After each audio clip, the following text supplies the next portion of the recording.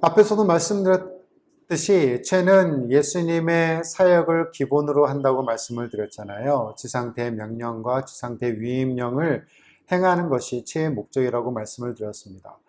그러면 죄가 당연히 성경적 원리가 되겠죠. 죄의 근본적 원리는 성경에 근거를 두고 있습니다.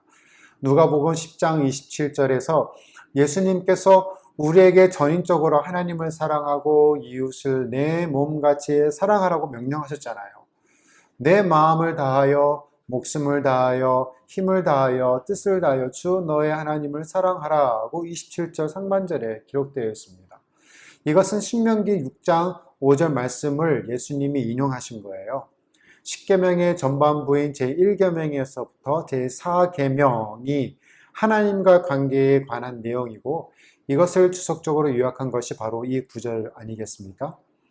유대인들은 이 말씀을 소가죽에 기록해서 늘 몸에 지니고 다녔고 하나님에 대한 일편단심의 충성과 사랑을 다짐했죠. 이어서 예수님께서 하나 더 추가하셨는데 내 이웃을 내 자신과 같이 사랑하라. 27절 하반절입니다. 이 말씀은 레위기 19장 18절의 말씀을 인용하신 거예요. 이것은 10계명의 후반부 제5계명에서부터 10계명까지 인간과의 관계에 관한 모든 율법이 이 한마디로 기록되셨다고 생각하시면 됩니다. 그리고 하나님 사랑과 더불어 이웃 사랑을 율법의 제2대 강령으로 삼으셨죠. 마태복음 22장 37절로 40절의 말씀처럼요. 사도 바울 역시 이웃 사랑은 율법의 핵심 사상이고 율법의 완성이라고 로마서에서 기록하기도 했습니다. 피차 사랑의 빚 외에는 아무에게도 아무 빚도 지지 말라. 남을 사랑하는 자는 율법을 다 이루었느니라. 간음하지 말라, 살인하지 말라, 도둑질하지 말라, 탐내지 말라 한 것과 그 외에 다른 계명이 있을지라도 내 이웃을 내 자신과 같이 사랑하라 하신 그 말씀 가운데 다 들었느니라. 사랑은 이웃에게 악을 행하지 아니하나니 그러므로 율법의 완성이니라.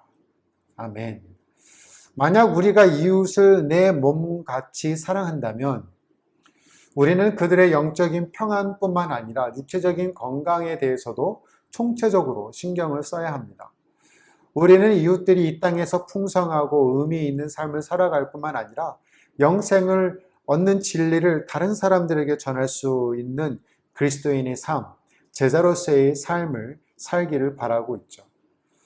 마태복음 25장 34절에서 40절에서 예수님의 놀라운 언급을 볼 수 있습니다.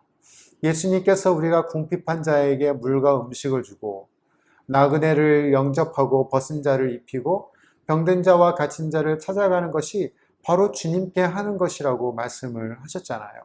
그리고 내 형제 중에 지극히 작은 자 하나에게 one of this list of these brothers of mine 한 것이 곧 내게 한 것이니라고 가르쳤습니다.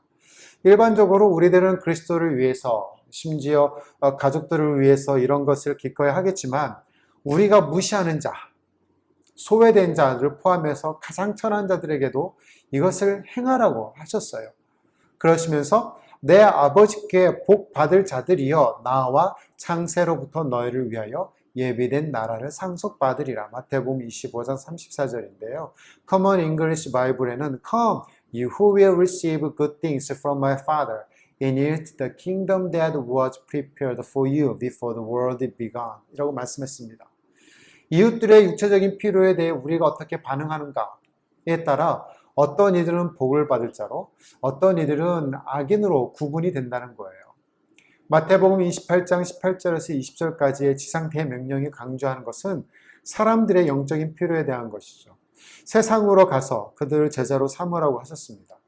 이것은 그리스도인들이 해도 되고 안 해도 되는 일이 아니라 반드시 순종해야 하는 예수님의 지상 명령이잖아요.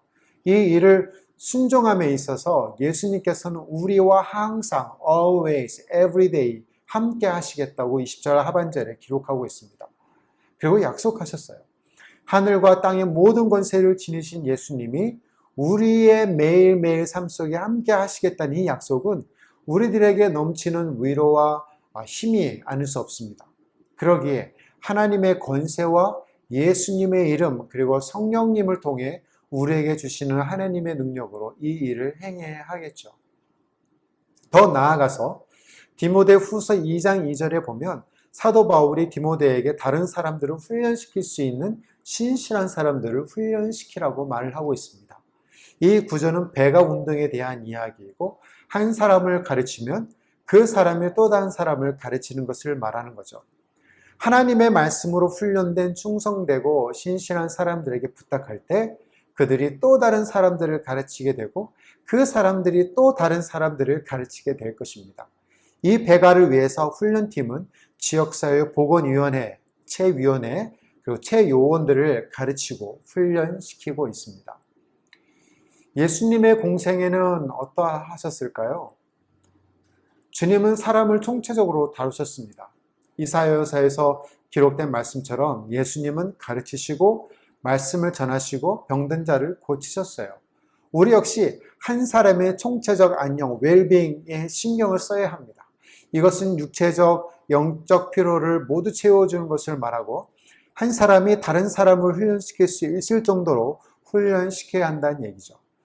예수님께서 12 제자들을 전도하러 내보내실 때 아픈 자를 고치시고 다른 사람들의 육체적 필요에 신경을 쓰면서 예수 그리스도의 복음을 전하라고 명하셨습니다. 오늘날 우리가 그리스도의 본을 따른다면 제자들이 한 것처럼 우리도 행해야 하지 않을까요? 예수님께서는 우리가 그분의 제자가 되어 복음을 전하고 사랑으로 다른 이들을 섬기고 그들의 필요를 채워주라고 부르셨습니다. 예수님께서는 단지 우리를 제자가 되라고 부르시지 않으셨고 제자를 삼으라고 명령하셨어요.